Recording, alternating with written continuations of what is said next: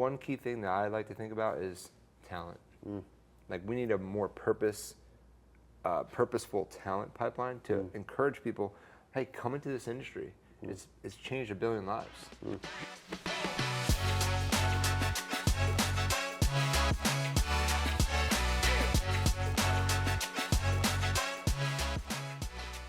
Dan, welcome to the Triple Win podcast. It's been great getting to know you better and better over the last few months, you and your team. And I feel like I'm not the only person who kind of recognizes, whether it's on social or just in person at conference events, that the Northpoint teams bring in a lot of energy, a lot of excitement, a lot of new people, into the organization and into the industry. And you guys have some strong points of view about, what you can be doing better, what professional product managers can ultimately do collectively, right, as a group to win. And I'm excited to get into that with you. But beforehand, I just know some people are going to be meeting you for the first time by way of this podcast. And I don't want to skip over like a little bit of your story as we get started and how you got into SFR. So maybe you can like take us back, start wherever you want, and just tell us a little bit about you and kind of like how you got into this part of the market. For sure. Well, one thing, first of all, Andrew, is like one of the best things about being in the SFR space has been getting to know the Second Nature team. So, and I say that with all sincerity. Y'all are great. I think we hit it off for a reason because we think about, business in the same way. Like you guys call it Triple Win. That's such a great, like, elevated way to think about business and, collaborating with people and making sure it's good for everyone because you're creating a lot of value. Make sure everyone participates in that value. So that already vibes really strongly with how I view business and like very mission oriented. But then you also care about building community, elevating people, just doing things the right way, and just being good humans. So I vibe with that 100%. It was great to meet Thad for the first time. Like he's a total legend, and it was awesome to meet him recently, and of course you and Evan. But your whole team, down to the person, is just like really filled with enthusiasm, missionary mindset. Like it's very inspiring what you guys have built. So it's been wonderful to get to meet you guys. Thank you for saying that. I really appreciate that. And like maybe take us back a little bit, Dan, of just like. You could start from like, how did you get into the real estate world? Yeah, I'll give my quick background. Yeah. I'll give the wave tops because that could be its own. Everyone has a story. So, sure. And how we got here. But how I got into commercial real estate was when I was really, in my opinion, like young for what we wound up doing. I was about 24 years old, getting into buying assets. This is like 2005, so I was about 24. And it was in my heart to go build wealth in real estate.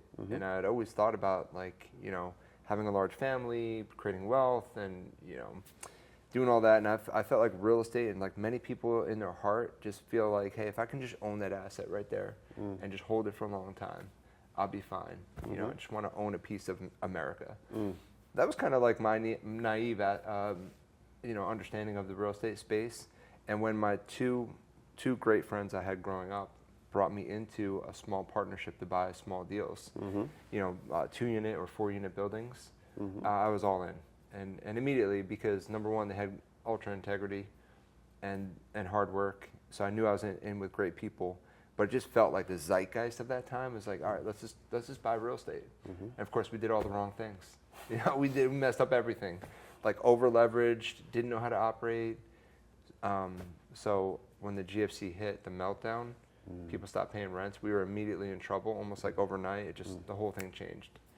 And there was warning signs in between, right? It's like when you deal with bad. Yeah, go ahead. I'm just gonna ask, like, can you think of like a moment? Like I've heard people talk about this as like their oh shit moment of just like, some things that started happening, but this is when it went from like some challenges to like, oh no, like this is really going to force like something uncomfortable. Like, is there a moment from that period that like stands out to you? Oh, many moments. Like it's seared into my brain. That's why like during COVID when everyone else was operationally freaking out, I had just been through so many different ups and downs already. I kind of had the ice in the veins. Not that it wasn't a deal. It was a very scary time. But anyway. It sounds like this prepared you for that. Almost. Yeah. Like once you've been through that and your back is so against the wall, you're sort of you just kind of built different from that point forward. But I think one of the key times was we found out our property manager was stealing from us. Yeah, like, so reporting that money had gone into the bank, and then we're checking bank statements, and actually it wasn't there. And just like the stress of having to take over the whole operation when it was supposed to be like a passive investment for me. Yeah. I had this very mailbox money, like stupid. Real estate's passive, they said. Yeah. It's just mailbox money, and in 5 years and 10 years you're gonna be rich. And you know, it was very.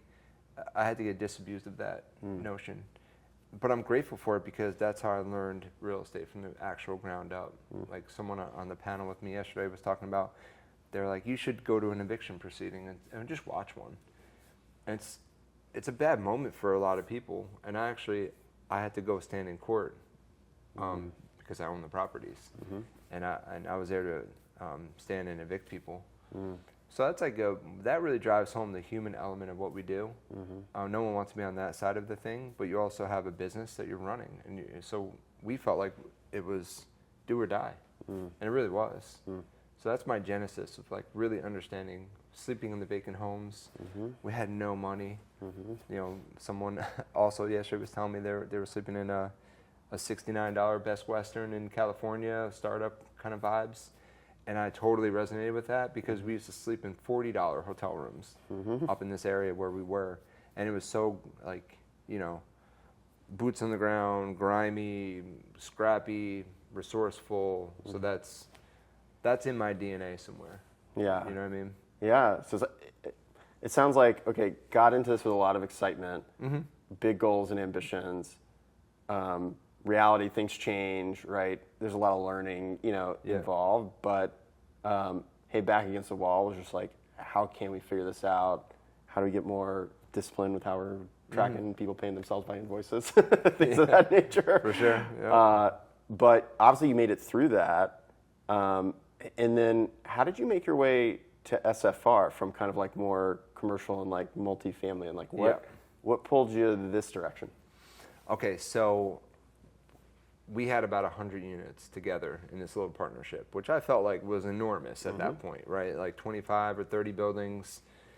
And when the GFC hit, like we were the ones that kept working with banks and kept trying to restructure deals and still make payments, and even though we weren't paying in full, you know, so the banks were so busy foreclosing on people that just weren't being responsive that we kind of fought through it. And which I'm proud of, and we paid all of our investors back from that early period. And we did the right thing. And then in the middle part of my career, though, this is when it gets more fun and exciting and not so miserable. So one of the guys in that partnership, his name is Pete Rex, he founded a real estate investment company. Yeah. And in 2011, it was capitalized with like $100 million of capital, like fully discretionary, go buy whatever we wanted to buy. So we're buying really distressed assets in Florida. Now this time we're on the right side of the GFC. So the trade was like phenomenal. You know, anyone that bought in 2011, 12, 13, like killed it. Hard to miss there. Yeah, and then we sold it in 19, 20, 21, killed it again. I was so blessed to be a part of that. In 2016, I became CEO and emerged out of this like really wonderful executive team that Pete built. So credit to Pete. But it wasn't like a fait accompli that I was his early partner and would become CEO. Also, his brother was in the business, like phenomenal people, and I just happened to be the one that was tapped to step up. And that business bought $2 billion of AUM, 17,000 apartments, 450 people, scaled nationally. Very proud of that team. Culture was award-winning. Fortune best place to work for 2 years in a row. We had something so unique and special, and then we, you know, the real estate cycle changed, and like I said, we sold 85% of our business. So we became a really small company again, and all the energy went to dispo, disposing assets really well, paying back investors. Everyone's super happy, but then here we are with a business that only has 2,500 doors, and in multifamily, that's super small. In SFR, that's very big. You know, like Peter Lomi came out today, top 1%. There's only 300 that he found that are over 2,000 or 3,000, whatever his cutoff was. In multi, that's not the case, right? Like everything's scale bigger, and so we were either like, hey, we're gonna shut this down, or maybe somehow sell it, or we have to go build it and rebuild it. What we did was we pivoted that business to become a third-party provider. And in like 4 years or thereabouts, we went from 2,500 to 18,000. I presided over that. Got it. So, okay, and that was super tough, right? That's a scale play, and then we went back up to 400 people and what have you, and it was like, boom, let's go. Wow. So, wow. I mean, what a journey. So like, this starts with, okay, we've got 9 figures. Let's go deploy it. Build a big portfolio, 2 billion assets under management. You've run that cycle though, and it's time to move the units, right? Yeah. So then, okay, that moves back down, and then it's like building it all again, but through a third-party management function, Right. scaling the units back up. Yeah, that's really interesting. In fact, I don't hear many stories like that of running that cycle. Right. Like that. That's really cool. So it's seared in my brain. You know this because you all have been in business forever, but it's so cyclical what we do. The real estate macro climate, like a lot of people forget this. And when the wind's at your back, you look like a genius. And when things are against you, it gets way harder. Look at SFR right now. There's been a lot of people that have struggled, including Northpoint, including myself. And with some humility, I know people think I'm like this crazy braggadocio, guy that's just talking crap out there, but like with humility, I know we have a lot of work to do, but so does a lot of the SFR space. So I'd love to, like, now that you're in this space, so you like bring this interesting experience right from multifamily. You're in the single family space now, and you're at Northpoint. Like, what are the challenges that you see facing? Like, I mean, our audience here is professional property managers, right? Yeah. So, like, what are the predominant challenges you see facing professional property managers who want to be building a great business, right now? What are you guys seeing? What do you see for the industry? Yeah, and then I want to come back to how I even got to Northpoint, if that's helpful. Maybe we should start there. Like, maybe we should start because I do want to start answer there. that question though too. I'll come back to that question. In brief, about 2 years ago, almost exactly, I had a glorious exit with Pete Rex, and he's so awesome. But I'm still a partner in everything we built. But I did like an exploration year, I would say, where I was working with private equity groups, looking at the space and being an operating advisor, and just really being like feeling called to the operations side. And then not knowing that I would wind up in SFR though. But Northpoint is private equity backed. And so I got connected to the PE group that purchased Northpoint about 3 years ago. And I saw a big opportunity in SFR because I thought that a lot of people had labeled it to me that it was the Wild West. It was still, many decades behind multifamily. And I'm not trying to talk down to SFR. I'm just, in reality, it's not as like aged. It's not seasoned as an asset class, right? Like multifamily you've had REITs since the 60s and 70s. And what are the aspects platforms. you notice that are different? So like you're saying now there's institutional capital has been in that asset, right, for decades longer. I mean, that's a newer phenomenon since the GFC. That, like, what are the aspects you see that are different kind of across the different asset types? I think you just haven't seen the national scale that you've seen in multi. So you don't have the same talent layer. And again, I'm not trying to talk down to the SFR space, but you've had the first party players like Invitation Homes, but they don't really play in the same bucket. I'm not going up against them, right? Because they're mostly first party. But when I look at the national scale players, you just don't have the richness of the talent ecosystem that the multifamily has. That's a key thing. And then a lot of stuff has been understood and built on the fly.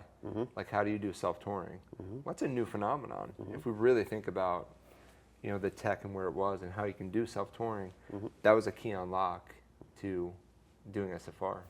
And then centralization, and then AI, and you have all these like technology overlays. That's like scaffolding the ability to be a national scale provider that weren't there. So it was almost impossible. Buffett had a famous saying where he was like in 2012 or 13, you can look at the clip, he's like, if I had one of the best trades, he thought at that point, was single family rentals. He's like, but there's no one that has a national, you can't get at them because the Invitation was so operating platform didn't exist. Yeah, exactly. So it's like, hey, the investment thesis, right, was there, but you would need the operating platform to support capital coming in. Exactly right. Yeah. Got it. So the main challenge I see with SFR. Yeah. Why is it so hard to scale? Yeah. Well, even some of the best operators that I was talking to one yesterday, excellent at what they do, totally brand name, but everyone struggles with churn. You know, so if you think about even the best are having 20% churn, that's a really that's a fast racetrack. So let's say you have 1,000 doors, you have to go replace 200 doors. Just to get back to where you were. Yeah, every month you're doing you have to think about, oh, now I need 20 doors this month, and that's hard. Those are hard to get. Yep. Now, what if you're 10,000? You have to replace 2,000 every year. Yep. And then it just compounds. So then a lot of people have reached to a toolkit called M&A in our space, right, to grow. And M&A, I would say, is even more difficult to prevent churn once you buy the book. Yep. So it's that's why Northpoint is geared up to be doing small multifamily and small BTR. So it sounds like your perception, one, definitely agree with you. I guess college universities churn 25% of their customers every year. It's hard to think of another business that churns at that level, that again operates at meaningful scale. And so it sounds like part of your perception of the churn problem is, hey, the single family, single detached home owner is harder to retain than some of the smaller multifamily, or at least your guys' approach to how you're going to focus on that customer is going to get a different result. Yes, TBD. But Okay. our thesis, right, is that I think just by the data, and I know this for sure, and all the smart, quote unquote, smart capital, is for some reason most of it is still going. Let's just say the overall majority is going still toward multi. Now, why is that? It's because their perception is that these cash flows are more durable. Because the contracts become more sticky. So if you think about transferring the management of a 300-unit community, there's a lot of entanglements and attachments to that property. There's contracts. There's more people obviously that are on site still. There's just layers and layers, and the perception is that you're going to miss 6 months of true good performance. So even if you hit your current PM, you're so hesitant. The cost to churn and switch feels riskier. Yeah, the switching cost is, I think the perception is way higher switching costs in multi. And I think small multi is going to operate the same way. We haven't really seen a national scale player in small multi, which is kind of interesting. Yeah. Which is, so you think How do you about define Northpoint can define its small? whole career. Yeah. Northpoint can have career defining moments for all these people, including myself, if I'm being honest, where we can unlock the professionalization that small multifamily really is begging for. If we can provide that in a national scale way, we'll do very well. Yeah, and how do you define small multi? What would be the size of the building? Yeah, where do you draw those lines? I roughly have it in my head 10 or 20 to 100. Cool. Okay. So 10 units up to 100. Right. So it's probably not on-site management still. Right. Over 100 you'd have on-site or are you thinking? You're right. Yeah. Okay. So you have mostly centralized management like SFR scattered site, but you're not focusing on single-family duplex. You're focusing on again 10 to 100 units. It sounds like. Right. Yeah. I kind of look at it there's a B2B and a B2C sort of channels in our Who your space. buyer profile is. Exactly. So B2C is more retail. They might own 1 to 3 homes. Those people tend to operate in different ways than the B2B channel, which is I'm an investor who most likely has other capital, because let's be honest, it's hard to just on your own personal account just say, I'm going to buy 50 doors, because that's millions of dollars. So typically you have other capital that you're reporting to. So you tend to have a budget, you have a CapEx program, you have higher reporting requirements because you're passing through to your capital. And so there's a lot more I would say, rigor, than the person who is saying, well, mostly this is for cash flow. I'll do the roof whenever it truly collapses, right? I'll do the kitchen appliances and the kitchen upgrades and the bathroom whenever I have the cash, Yeah. And so they'll forego sometimes that rent pop because they don't want to spend the $10,000 to get to 200 or 250. Whereas in multi, it's typical. You have this like renovation mindset where you're always trying to improve your asset because every dollar on an exit cap for your NOI, you want to juice that up. Yeah, it's different.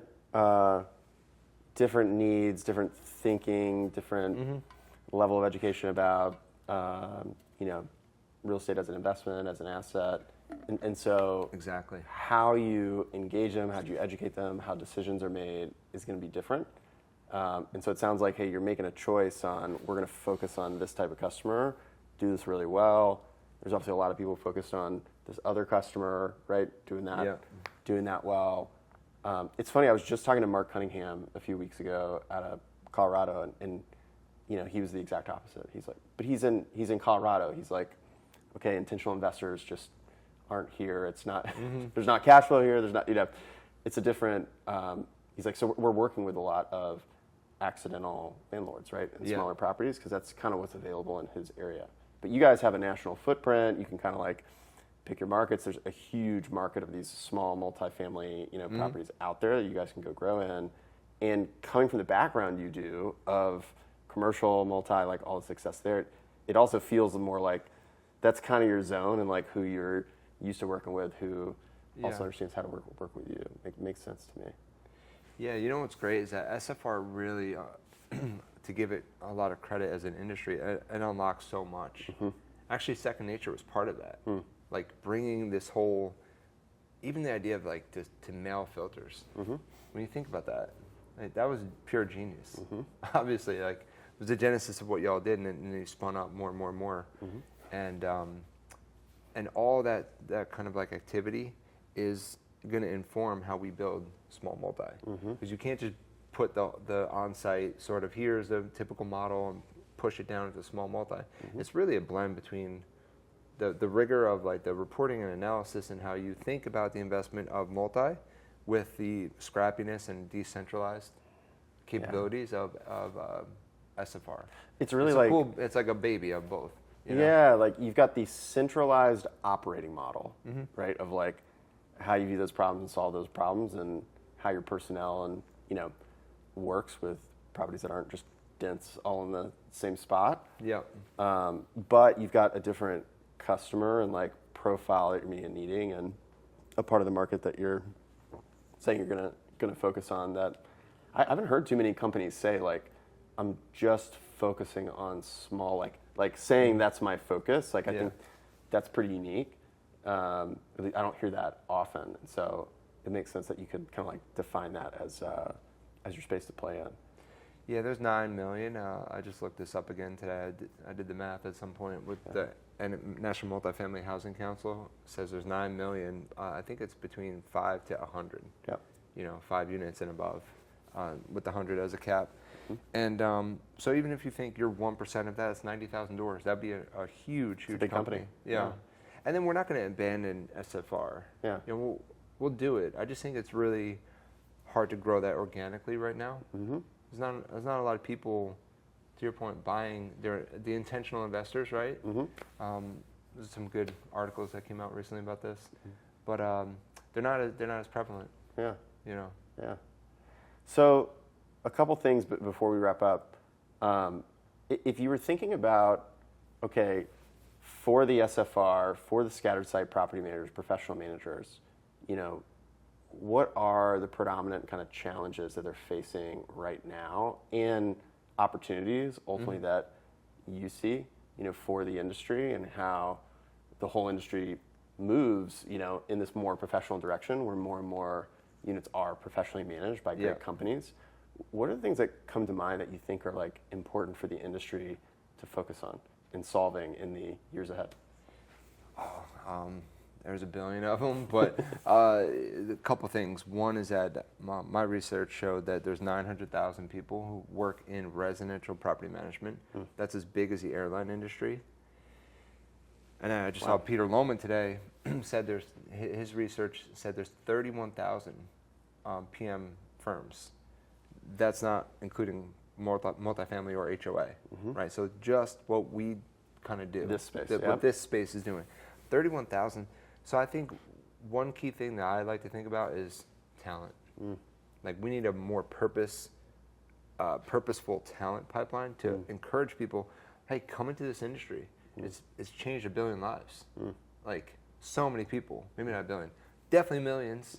You know, so we shouldn't always hear, hey, I stumbled into my leasing office when I was like young and I was 20 and 21 and I didn't know what to do, and someone said, hey, do you want to like go do this filing work or lease the apartments? And then 30 years later I'm like a COO or CEO. Like there needs to be a purpose-built pipeline to encourage people to choose our space because it's got everything.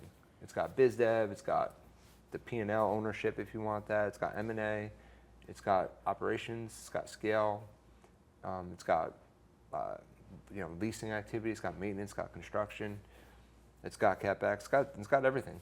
Everything you possibly want. Yeah. So you can grow in 1 billion ways. I'd like to see us all come together as an industry and elevate it together. And the second thing is, I think a lot of PMs don't even like their own job, which is really sad. Like if you don't love it first, who's going to love it for you? Like you have to first love what you do, and then the respect comes. I think a lot of people don't love what they do. They wind up not respecting themselves, so they get treated poorly, and they just get treated like a gopher. Yeah. So when you think about talent, and obviously you've built teams to hundreds of people, you know, in Northpoint, your vision aspirations for that is building a big company. Yeah. You know, when you think about finding talent, keeping talent, building a great culture that brings great talent into this industry that can build the industry, build a great business, what are the things you and the executive team at Northpoint are really focused on from that perspective that you think are helping you guys move that, you know, forward, advance that mission? Well, one of the key things is called a project team, which you might have seen some of these young people around. But basically, trying to get the person right out of college or a year out and teach them the whole game. Because they didn't wake up and say, they didn't go to coursework in college and be like, yeah, I can't wait to get out and be a property manager. That never really is a conversation. So you have to like evangelize. Why should this be a good opportunity for you? And so, well, why is it? It's because you're going to get autonomy and responsibility to do things and have big opportunity quick in your career, rather than just being like, I'll just be a broker and do cold calls 10 hours a day. What do you really learn? Like with our team, you're taking on project-based roles. So you're understanding a lot about owners because you're serving them at times. Then you're serving residents at times. You might get involved with leasing and you might get involved with maintenance. Then you're doing business development. You're underwriting deals for owners. So you're really seeing the full stack of what we do. And then you could decide at that point, do you want to stay in this thing? Do you want to pick a little niche within it? Or do you want to go buy your own assets one day because you understand operations? You know what I'm saying? Yeah. So it sounds like you're identifying an opportunity of like, can we identify talent that is high potential, like smart plus heart, like they're hungry, like you can see this is somebody's a really high potential, high flyer type of person, but they don't have a lot of experience. Yeah. And what you can sell them, and I say sell into like, you know, what you can recruit them to is a vision of, hey, this is a business that has all kinds of learning opportunity and the experience that you need to do amazing things. Whether you stay in this industry forever, whether you do something else, whether you stay in this company, whether you do your own company, you're going to get all kinds of amazing experience. Yeah. And it sounds like behind that talent strategy, if that's the talent profile you're after, there's also a commitment from the management team to say, okay, we're going to be taking some young people who lack experience. Yeah. And there's probably going to be some things that go along with that if you had a different strategy would play out differently, but you're invested into developing and coaching, right, them on that journey and seeing that win-win, right, across that. And that a lot of people, I think... Triple win. There you go. Quadruple. Yeah. You're summarizing that? Right. Yeah, perfect. You're right. You do have to sell, and then you have to deliver as well. It's like, they do get a lot more exec time and sort of like cultivation than normal. That's why we always these people have to start out in Austin, where we're kind of based. You know, most of our exec team's there, and it's our headquarters. So they're getting more connectivity to how the whole platform is evolving. So they're actually learning like almost a front row seat.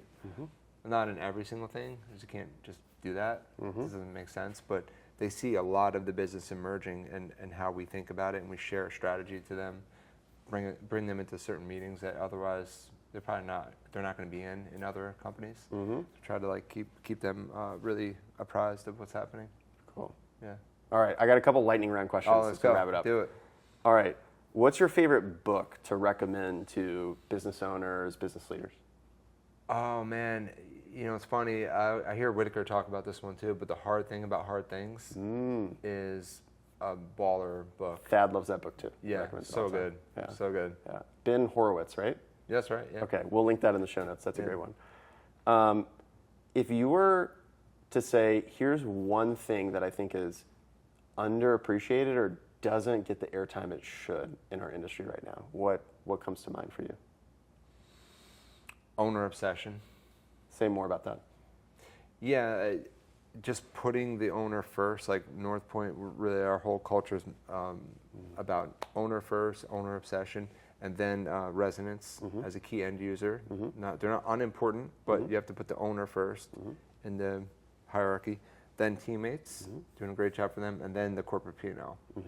So if you get the owner obsession right, number one, then all those other things kind of fall into place. And I think SFR uniquely is a little bit, there's some conflicts of interest, especially around maintenance and how that gets served, because most firms are trying to make money off of maintenance. And the owner is like, well, then how do I trust that you're getting me a good price? So a lot of this is like there's natural tensions. There's more tension there, yeah. Okay, owner obsessed. I like that. And then, if you were to just paint a picture, 5 years from now, 10 years from now, if you could wave a magic wand, industry moves the way you want, like, what would that world kind of like look like? How would it be different than it is today? I think there's a lot of academic programs that teach property management as a discipline. You might even get like more degrees. There's some degrees out there, but it's like a purposeful channel. And then you have a lot of scale players that people can look at in SFR and say, wow, we broke the ceiling. The glass ceiling is like 30, 40,000 right now. Greystar broke it a long time ago in multifamily. They're at 1.1 million. I think we have to see some of these champions come out, and I'm rooting for all of them. Like, I don't want Northpoint to win alone. I want all of us to win. And there's room for many of us to be 100,000 plus. So I want the champions to really light the way and people to say, oh, wow, I want to build that. But I want to build a better version of that, you know? Yeah, very cool. Dana, I'll give you the last word. If there's anything else you wanted to share that I didn't have a chance to ask you about, I'd love to just open the floor. No, I'm a huge fan of Second Nature and what y'all do and what you'll build and how you like carry yourself in the world and just the joy that you guys have. So keep it up. Thank you for that and really appreciate the conversation. Awesome. All right. Thank you. Great.